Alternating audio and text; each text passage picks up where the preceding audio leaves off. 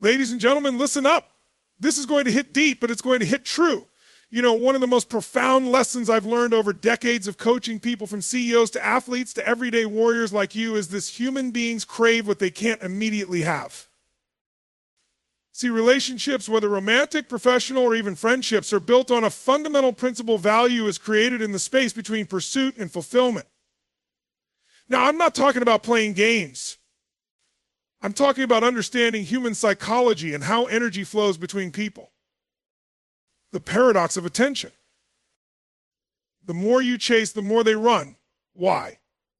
Because desperation repels. When someone senses that you're overly invested, when they feel your happiness depends on their response, their subconscious mind says, I've already got this. There's no urgency here.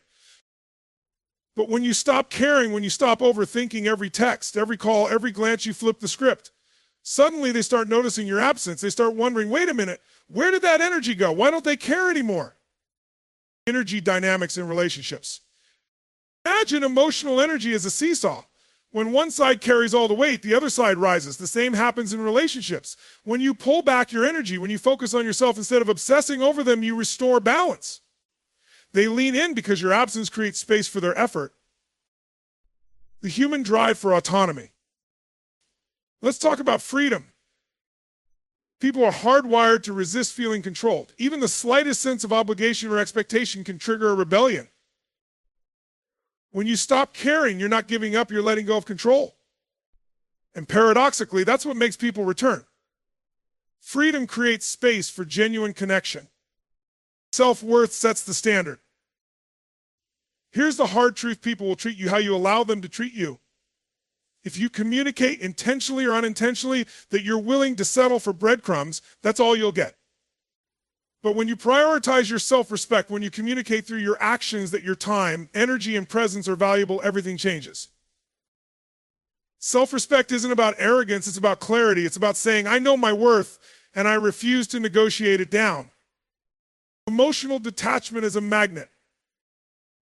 Do you want to know what's incredibly magnetic? Independence. Confidence. The ability to say, I'm okay whether you stay or go, because my happiness doesn't depend on your presence, that energy. It's like a gravitational force. It draws people in because they can feel your strength. When you detach emotionally, you stop leaking your power. You become a person of substance, someone worth pursuing. Reclaiming your power. And here's the final piece of the puzzle: when you stop caring, you redirect your energy back to where it belongs on you. Your goals, your passions, your growth. You stop orbiting around someone else's validation, and you become the sun in your own universe. You see, it's not about manipulation, it's about alignment. When you stop caring in an unhealthy, obsessive way, you free yourself. And ironically, that's when people start to care more about you. So here's my challenge to you: stop chasing, start attracting. Stop clinging, start growing.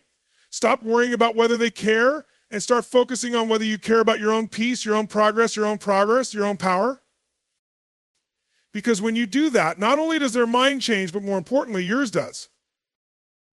Now go out there, stand tall, and own your worth. You deserve nothing less. Thank you. The paradox of attention is one of the most profound and often misunderstood dynamics in human relationships. At its core, it reveals something crucial about human psychology. The more you chase something or someone, the more it tends to elude you. Now, let me be clear. This isn't about manipulation or playing hard to get. This is about understanding the natural flow of human behavior and how people assign value to things, experiences, and yes, other people. When you invest excessive emotional energy into someone, it's not just the words you say or the actions you take, it's the energy behind them. People can feel when you're overly attached, overly anxious, or overly dependent on their response.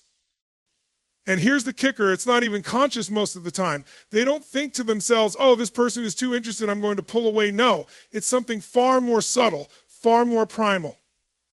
The brain is wired to value what is scarce and to dismiss what seems abundant and guaranteed. Think about this: when you have unlimited access to something, whether it's food, water, or affection, you start to take it for granted. Not because you're ungrateful, but because your brain stops registering it as special. It becomes background noise. This happens in relationships all the time. When someone senses that your emotional well-being depends on their attention, they don't feel the need to invest any more energy into you. Why? Because their subconscious mind already believes they've secured you. Now let's flip the scenario. When you pull back, not out of spite, not to play games, but because you genuinely start focusing on your own life, your own goals, your own happiness, you create a space. And it's in that space that curiosity, desire, and value begin to grow. Suddenly, the person starts to notice your absence. They start wondering, why aren't they texting me as much? Why aren't they as available as before? Did something change? And in that moment, a crucial shift happens. The energy dynamic resets. This isn't about pretending not to care. It's about actually not over caring. It's about recognizing that your worth isn't defined by someone else's validation. The truth is, people are drawn to those who have a sense of self-assurance, independence, and a life that's full regardless of whether someone else is in it or not. I think of it this way. Imagine someone holding onto a bird too tightly. The harder they squeeze, the more the bird struggles to break free. But if they loosen their grip, if they create space, the bird might actually choose to stay. The same principle applies here. When you stop suffocating the connection with fear, anxiety, or obsession, you allow the natural flow of attraction to take its course. There's also a deeper psychological factor at play. When you overinvest in someone, when you make them the center of your emotional universe, you unintentionally send a signal, I don't believe I'm enough on my own, so I need your approval to feel whole. And here's the hard truth: people aren't attracted to neediness. They're drawn to strength. They're drawn to people who seem content, fulfilled, and purposeful, whether or not they're receiving constant validation from others. Now, this doesn't mean you should become cold, distant, or emotionally unavailable. It means you should stop making someone else the source of your emotional stability. It means you should stop running yourself ragged trying to prove your worth to someone who isn't reciprocating the same energy. The paradox of attention teaches us a powerful lesson. When you stop chasing, you give others the space to pursue.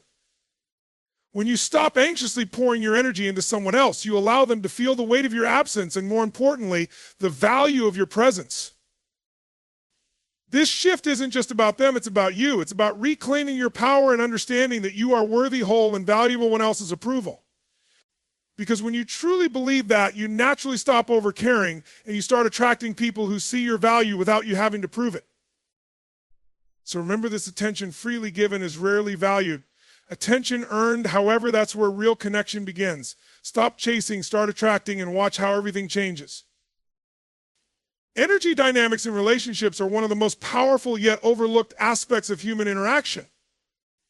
Whether it's in romantic connections, friendships, or even professional relationships, the way energy flows between two people determines the balance, the attraction, and ultimately the outcome of that relationship. Now, when I talk about energy, I'm not referring to some abstract or mystical force. I'm talking about the emotional, mental, and even physical effort you invest in someone and how that investment is perceived and reciprocated. Picture a seesaw on a playground. If one person sits down with all their weight and the other person isn't even on the other side, the balance is completely off. This is exactly what happens in relationships when one person is pouring in all their energy, constantly texting, calling, initiating plans, overthinking every interaction while the other person barely lifts a finger. The seesaw becomes stuck. One person is left carrying the full emotional load while the other is free to stay disengaged. And here's the interesting thing: the person sitting comfortably at the top often doesn't feel the need to put in more effort because they're already receiving all the attention without having to give anything in return. The more you lean into someone energetically, especially when it feels one-sided, the more they naturally lean back. Why? Because human nature instinctively values balance, and when something feels overly abundant, it loses its perceived value. Think about air. We rarely appreciate it until we're gasping for it underwater. Similarly, emotional energy given in excess without reciprocation begins to feel less meaningful, less special, and even burdensome to the receiver. Now, here's where things start to shift. When you stop pouring all your emotional energy into someone who isn't reciprocating when you pull back, not out of spite, but out of self-respect, you create a void. And it's in that void that the other person begins to feel the imbalance. They notice the silence. They notice the space. And suddenly they're left with two choices: lean in to restore the connection or let the gap widen.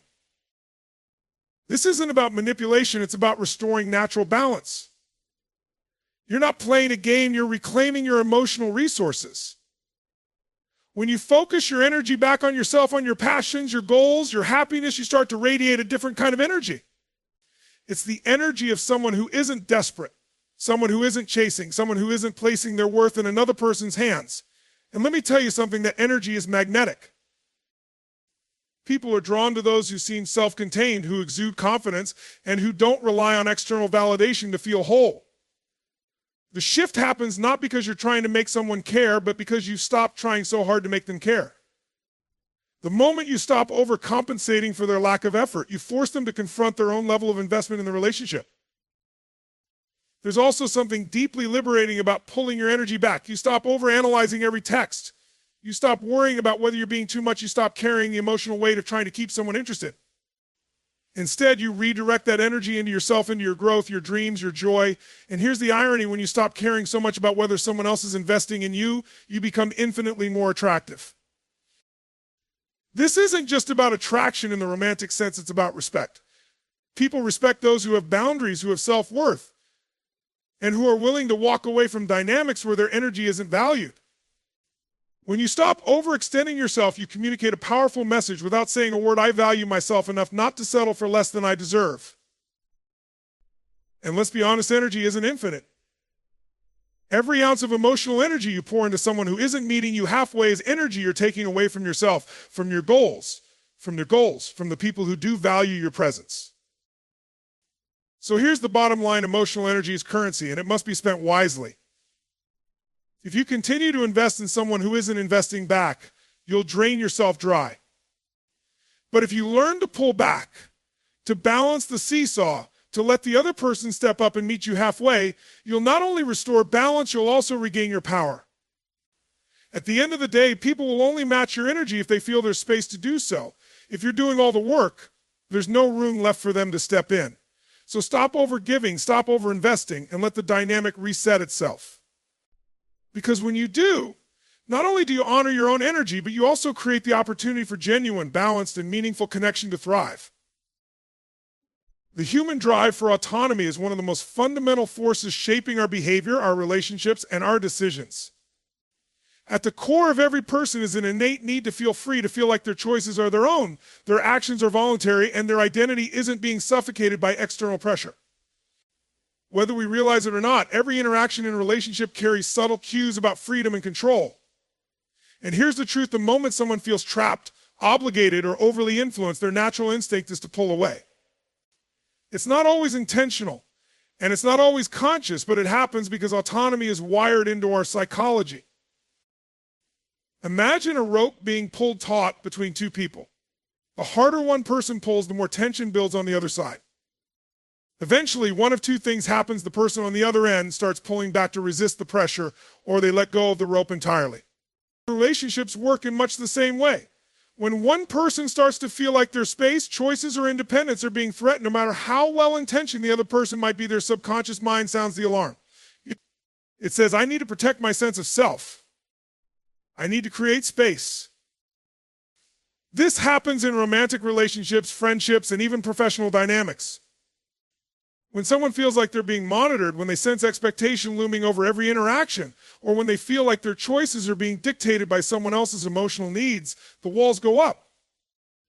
And here's the most ironic part: often the person exerting the pressure isn't even aware they're doing it. They might just want reassurance, affection, or connection, but in their effort to hold on tighter, they accidentally create resistance. Think about a time in your life when someone gave you space to make your own choices, to act on your own terms. Didn't that freedom make you feel more comfortable, more willing to engage, more open to connecting? Now think about a time when you felt cornered, when someone was demanding answers, affection, or commitment before you were ready. That pressure didn't make you want to lean in, it made you want to escape. This is where the power of detachment comes in. Detachment doesn't mean you stop caring, and it doesn't mean you shut people out. It means you stop trying to control outcomes. It means you stop clinging to the idea that someone has to respond in a specific way for you to feel secure. When you release that pressure, when you stop trying to force someone to show up the way you want them to, you give them the space to show up authentically. And here's the beautiful thing: when someone feels free, they're far more likely to lean in willingly. Autonomy is not just about physical space, it's about emotional and mental space as well. It's about allowing someone to have their own thoughts, their own feelings, and their own timeline. Too often, people confuse care with control. They think if I care about you, I need to make sure you're doing what I think is best for you, but real care isn't about control, it's about trust. It's about trusting that the other person knows how to navigate their own path, even if it doesn't look the way you imagined. When you stop hovering over someone emotionally, when you stop second guessing their every move or trying to preemptively address their every need, you communicate something incredibly powerful. I trust you. I respect you. I'm secure enough in myself to let you have your freedom. That message, spoken or unspoken, changes everything. It creates a space where both people can breathe, where connection can happen without fear, and where affection and effort become choices, not obligations. It's also worth noting that autonomy isn't just about the other person, it's about you too. When you focus on your own autonomy, on your goals, your passions, your independence, you naturally shift the dynamic. You stop making someone else the center of your emotional universe, and you start showing up as a whole, self-sufficient person. And let me tell you something, that energy is magnetic. People are drawn to those who don't need them but choose them. Here's the truth, relationships thrive when they're built on mutual freedom. The most fulfilling connections aren't forged in chains, they're built on trust, respect, and space. When you stop trying to micromanage how someone feels about you or how they show up for you, you create an environment where love, respect, and effort can grow naturally. At the end of the day, people want to feel like they're showing up because they want to, not because they have to. Autonomy isn't the enemy of connection, it's the foundation of it. If you want someone to lean in, if you want someone to stay, give them the freedom to do so on their own terms. Because when people have the space to choose you freely, their commitment isn't just surface level, it's deep, it's real, and it's lasting. Self-worth is the foundation upon which every relationship, every interaction, and every outcome in your life is built. It's not just a feeling, it's a standard. It's the invisible line you draw in the sand that tells people this is how I expect to be treated. This is what I will and will not tolerate. The hard truth is that people will only treat you with as much respect, love, and care as you demonstrate you believe you deserve.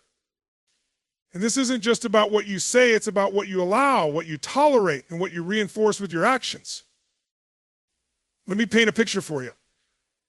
Imagine two people walking into a negotiation. One walks in confidently with clear terms, a firm handshake, and a belief in the value they bring to the table. The other walks in hesitant, unsure of their worth, and willing to accept whatever crumbs are thrown their way. Who do you think walks away with the better deal? It's the same in relationships. The person who knows their worth commands respect not because they demand it, but because they embody it. Now, here's where most people get stuck. They confuse self-worth with arrogance, but these are two entirely different things. Arrogance says, I'm better than you. Self-worth says, I'm enough as I am. And when you believe you're enough, truly, deeply believe it, you stop tolerating mistreatment, inconsistency, and half-hearted effort from others. You no longer feel the need to beg for someone's attention or settle for breadcrumbs of affection. Here's the interesting thing about self-worth. It's not just a mental belief, it's an energy you carry. People can feel it. When you walk into a room, when you speak, when you interact, your energy communicates your level of self-respect before you even say a word. If you carry yourself like someone who knows their value, people instinctively respond to that energy. But if you carry yourself like someone who's desperate for validation, approval, or connection, people feel that too, and it repels them. Think about it. How many times have you seen someone chase and chase and chase for someone's love or attention, only to push that person further away? Why does this happen? Because when your actions scream, I need you to validate me to feel okay. You're unknowingly communicating that you don't see your own value. And if you don't see it, why should they? Self-worth sets the standard in every relationship dynamic. If you tolerate being spoken to disrespectfully, if you accept inconsistency as normal, or if you continually make excuses for someone's poor behavior, you're teaching them a lesson whether you realize it or not. You're teaching them that you'll accept less than what you deserve.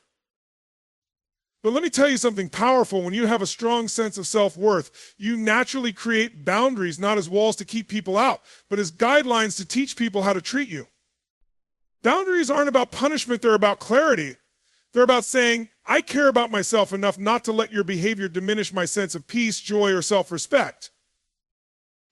And the incredible thing is, when you set those boundaries from a place of self-assuredness rather than fear, people respect them. Sure, some might test them, and others might walk away, but let them. Because someone walking away when they can't meet your standards isn't a loss, it's a win. It means you've created space for someone who can meet you where you deserve to be met. But here's the thing, self-worth isn't something you find, it's something you build. It's something you cultivate every single day through your habits, your mindset, and your choices. You build it when you stop settling for one-sided relationships. You build it when you stop over-explaining your boundaries. You build it when you walk away from situations that make you question your value. And let me be real with you, this isn't easy. There will be moments when you'll doubt yourself, when you'll feel the pull to settle, when the fear of being alone feels heavier than the discomfort of staying in a situation that doesn't honor you. But every time you choose self-respect over temporary validation, you strengthen your foundation. The beauty of self-worth is that it doesn't just improve your relationships, it transforms your entire life. It changes the way you carry yourself, the opportunities you attract, and the people you allow into your inner circle. Because when you hold yourself to a higher standard, the universe starts to meet you there. So let this sink in every time you allow someone to treat you poorly, every time you stay silent when you should speak up, and every time you accept less than you deserve, you're sending a message not just to them, but to yourself. But the opposite is also true. Every time you walk away from disrespect, every time you communicate a boundary, and every time you honor your own needs, you're reinforcing your self-worth. You teach people how to treat you by how you treat yourself. And when you truly understand that, everything changes. The relationships you attract, the people who stay, and the love you receive will all start to reflect the love and respect you've already given to yourself. The power of emotional detachment is one of the most transformative principles you can apply in your relationships, your pure personal growth, and your overall mental health. Now, let's be clear from the start, emotional detachment doesn't mean becoming cold, heartless, or indifferent. It doesn't mean shutting yourself off from love, care, or vulnerability. Instead, it means freeing yourself from the need to control outcomes, reactions, or the way others perceive you. It means releasing the weight of expectation and learning to show up fully while remaining anchored in your own peace, regardless of what happens next. Most people tie their emotional state to external circumstances, how someone responds to their text, whether their partner seems distant or whether their boss praises their work. When you do this, you give away your power. You're saying, my happiness, my peace, and my self-worth are in your hands, and let me tell you, that's a dangerous place to live because other people are unpredictable. Their emotions are fluid, their actions are shaped by their own struggles and insecurities, and trying to control any of it is like trying to hold on to water. It slips right through your fingers. Emotional detachment is about understanding that you can't control other people, but you can control your response. You can control where you place your focus, how much energy you invest, and how you allow someone else's behavior to affect your inner world. Think of it like this, you're a boat on the ocean. The waves represent other people's emotions, reactions, and decisions. You can't stop the waves from coming, but you can learn to steady your boat. You can drop your anchor deep into your sense of self, your values, and your purpose so that no matter how turbulent the water gets, you remain centered. One of the key shifts that happens when you practice emotional detachment is that you stop being driven by fear. Fear of abandonment, fear of rejection, fear of not being enough. These fears are the root cause of so many toxic behaviors in relationships. When you're afraid, you cling, you overthink. You overextend yourself trying to prevent an outcome you can't control. But when you detach, you release the illusion of control and step into a place of trust in yourself, trust in your worth, and trust in the natural flow of life. Now, does this mean you stop caring about people? Absolutely not. It means you care from a place of abundance, not scarcity. You give love freely, but you don't need someone to love you back in a specific way to feel whole. You express your feelings openly, but you're not shattered if they're not reciprocated. You set boundaries with confidence because your peace is non-negotiable. Detachment also brings clarity. When you're not clouded by anxiety, overthinking, or trying to micromanage someone else's behavior, you see things for what they really are. You stop making excuses for red flags. You stop holding on to false hope. You stop investing energy into people who have already shown you they can't meet you at your level. Emotional detachment allows you to step back, observe, and make decisions from a place of wisdom rather than desperation. Think about how much lighter your life would feel if you weren't constantly trying to decode someone's mixed signals, if you weren't replaying conversations in your head, or if you weren't clinging to every interaction as if your happiness depended on it. That's the gift of detachment. It liberates you. It gives you back your emotional freedom. And here's the irony. The more detached you are from outcomes, the more naturally things tend to fall into place. Why? Because when you're not pushing, pulling, or trying to force something to happen, you allow space for things to unfold organically. Detachment doesn't mean you stop showing up. It means you stop forcing outcomes. You can still express love, care deeply, and invest in people, but you do it with an open hand, not a clenched fist. And let me tell you something, people can feel the difference. They can feel when your energy comes from a place of calm confidence rather than anxious attachment. And that energy is incredibly attractive. When you detach emotionally, you reclaim your power. You start making decisions based on what aligns with your values, not based on fear of losing someone. You start prioritizing your peace over temporary validation. And most importantly, you start to realize that no relationship, no person, and no external outcome can fill the spaces within you that only self-awareness and self-love can fill. At the end of the day, emotional detachment is an act of self-respect. It's saying, I deserve to feel peace, and I'm not going to let someone else's behavior rob me of that. It's about showing up fully, giving your best, and then letting go of the need to control what happens next. Because here's the truth, you can't force someone to care, you can't force someone to stay, and you can't force someone to show up for you, but you can show up for yourself. When you master emotional detachment, you become unshakable. You stop being tossed around by other people's moods and decisions, and you start living from a place of deep, unyielding inner peace. And when you operate from that space, the right people, the people who value, respect, and cherish you will naturally gravitate towards you. Not because you chased them, but because your energy drew them in. That's the power of detachment. It's not about not caring, it's about caring without losing yourself in the process.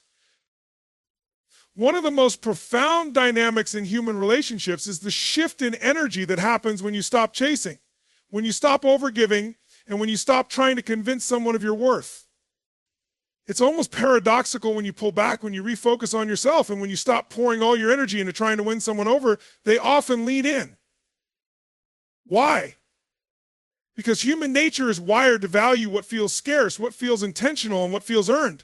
But when you stop overextending yourself, you create space for someone else to step up, to invest, and to meet you halfway. Now let's break this down. Every relationship operates on an invisible scale of perceived value and energy exchange. When one person is constantly chasing, over-initiating, and over-investing, the scale tips. The person on the receiving end starts to feel less inclined to reciprocate because they don't have to. The effort is already being given freely. But when you stop, when you step back and reclaim your focus, the balance begins to reset. Suddenly, the other person feels the space. They notice the absence of your energy, your attention, your consistent presence, and that absence creates awareness. But here's the key, this shift isn't about playing games. It's not about manipulation or trying to trigger a reaction. It's about genuinely redirecting your energy back to yourself. It's about recognizing your own value, your own goals, and your own purpose, and pouring your focus into those areas instead of into someone who isn't showing up for you in the way you deserve.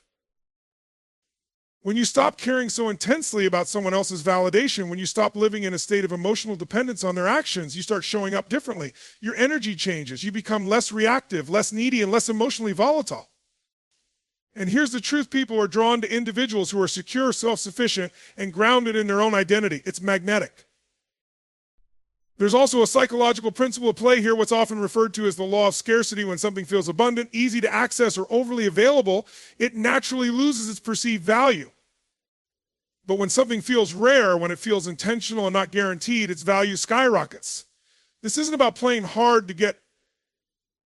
It's about becoming genuinely content with your own life, with your own company, and with your own growth.